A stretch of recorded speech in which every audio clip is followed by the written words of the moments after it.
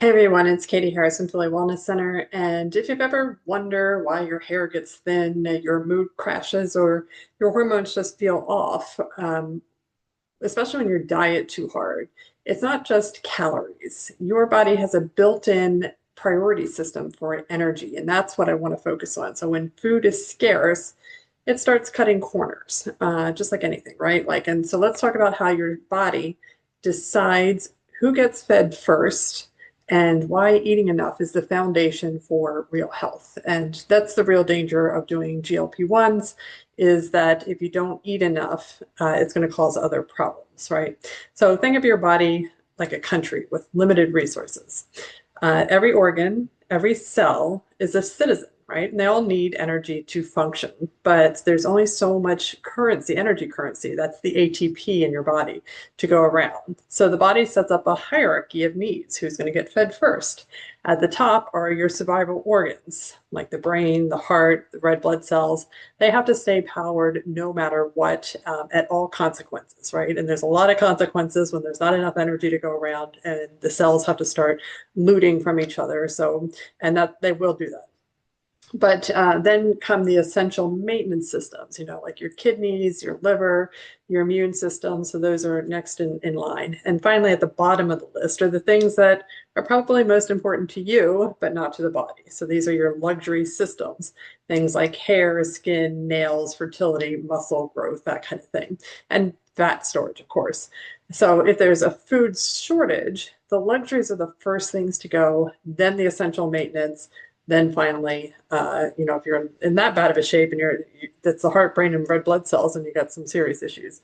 But when you eat, the food that you eat is broken down into glucose, fatty acids, and amino acids. That's just how it works, right? And those nutrients enter into the bloodstream and head straight for the liver. That's the body's central bank, if you will. So the liver decides, well, what am I going to do with this? Am I going to store this? Are we going to burn it for energy? Or we're going to use it to build things like let's build hormones and cholesterol and repair tissue. So if there's plenty of food, insulin rises and the liver says, all right, great, let's go into build mode. And that's where mTOR, that's your growth pathway, turns on. So once mTOR is turned on, you can make cholesterol and hormones and proteins.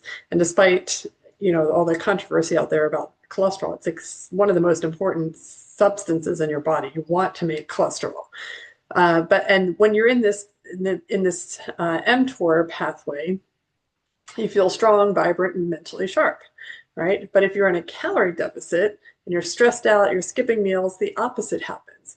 AMPK, which is your energy conservation pathway, switches on, right? Now the liver prioritizes glucose production and ketone generation for the brain and heart and shuts down cholesterol and hormone synthesis.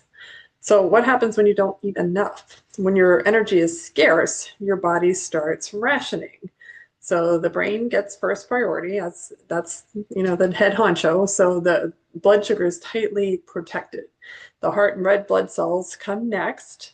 Muscles and skin take a hit. So protein is broken down to make glucose to supply the other, I guess, more important organs. Hormones drop, so reproduction isn't a survival need for you specifically, for humankind in general, of course, but for you specifically, that's not a survival need. You can live if you don't reproduce. And then hair, nails, collagen building, that stops altogether. That's why chronic undereating leads to fatigue, low libido, anxiety, cold intolerance, thinning hair. It's not vanity, it's actually an energy triage system. So you have to eat to fuel, not just to survive. So eating isn't about indulging. It's not about having cakes and cookies and that kind of stuff. It's about supporting function. When the body has enough nutrients, it can afford to build muscle instead of break it down. It can regulate the thyroid hormones properly. It can detoxify effectively through the liver.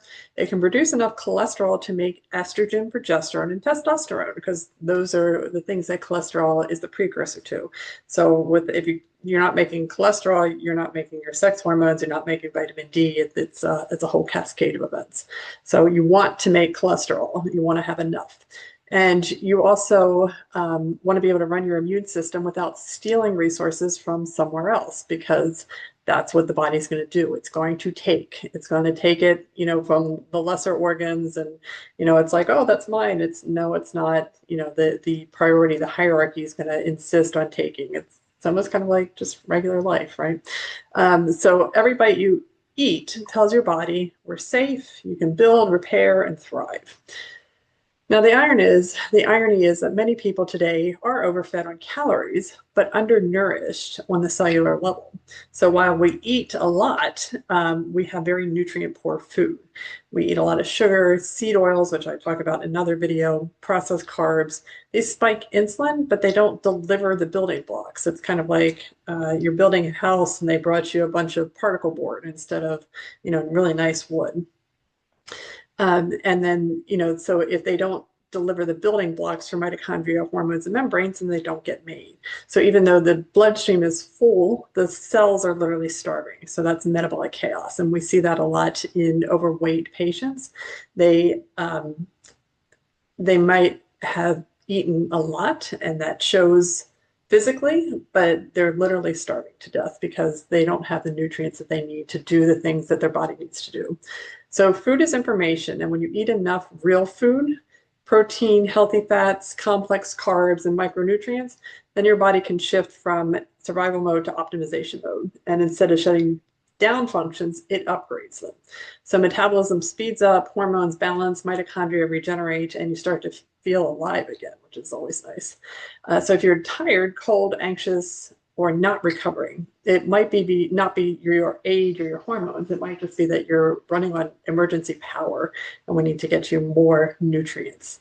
So remember, the body doesn't reward deprivation, it rewards balance. Feed it enough and it'll stop hoarding, stop breaking down, and start thriving again. This is what real energy optimization looks like, not just calories in and calories out, but giving every cell what it needs to live fully.